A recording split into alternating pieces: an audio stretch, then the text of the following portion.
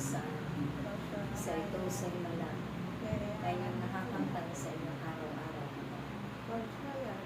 Kung kaya kayo'y puno-puno ng kagalakad sa isa't isa sa pamamagitan ng inyong mga pag-ibig sa kahawagan ng Diyos.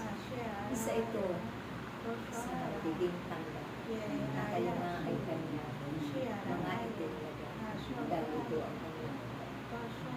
Aking mga anak, alalahanin ninyo ang inyong mga kapwa-tao, ang inyong mga kapatid, ay panalangin ng lubos. Ganon din ang mga salot. Manaway hindi ito maganap sa mga kanin, upang hindi kaawa-awa na magiging kalagayan ng inyong mga kapwa-tao sa mundo.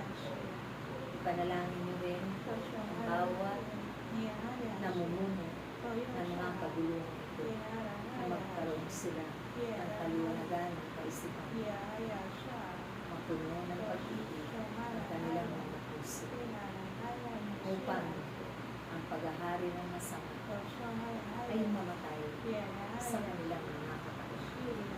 Kundi ang manitapang ay ang paghahari ng Diyos sa bawat isa sa kanila. Kapag napahalagahan nila ang bawat kautusan ng Diyos, tunay at tiyak ang tagumpay ay isa sa inyo. Kaya ang aking mga anak, huwag kayong magkapahaba. Magkabigkis kayo ng pagkakaisa. Dapat kayo'y isa, tulad ng anak-ama sa kalangitan. Dahil kailan hindi pinangarap ng Diyos na niisa man sa kanyang Panginoon ay magmamahal.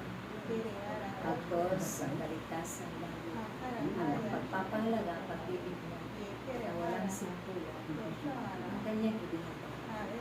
Ganun din ang pagtitiwala sa lahat ng kanyang ibinigay at itinalaga sa kanyang ibinigay.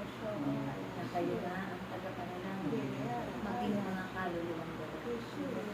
Kaluluwa sa pagkatibig upang masilayan niyo ang liwanag patungo sa buhay na walang hanggan. Kaya't ako man ay naghanda ang inyong mga matitir na doon sa kalangitan na naroon tayo. Patuloy na nagpupuri kasama ng mga santos at mga angeles. Ang inyong mga kapatid na nasa inyo na himlay na kasama ng mga angeles.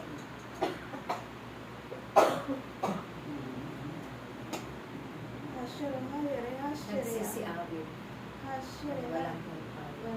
Dahil isa mang kaluluwa ang inyong nailapit sa banal na paanan ng Diyos. Kung ay nagdiriwang na sa kalangitan. Kung kayo ay nagdadala dito sa lupa, higit sa kalangitan, ay nagdiriwang.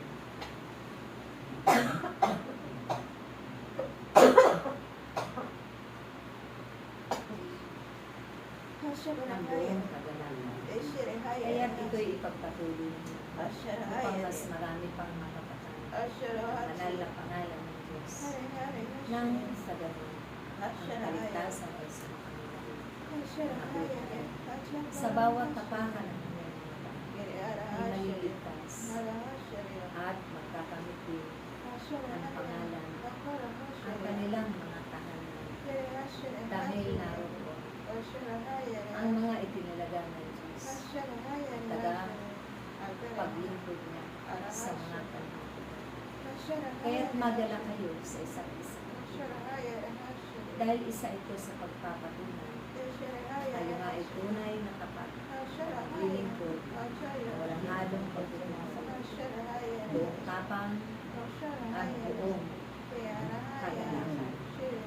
Kaya't aking mga anak, maging isa kayo tulad namin na nasa langit.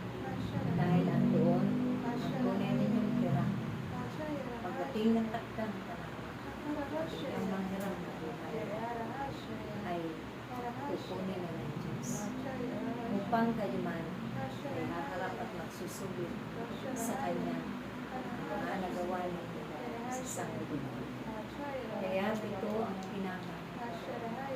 mabuti na bagay na inyong nasa alay kagalakan at katapatan sa Diyos. Dahil yan ang ibig niya. Diyan din ang kanyang kalooban sa bawat mga patuloy na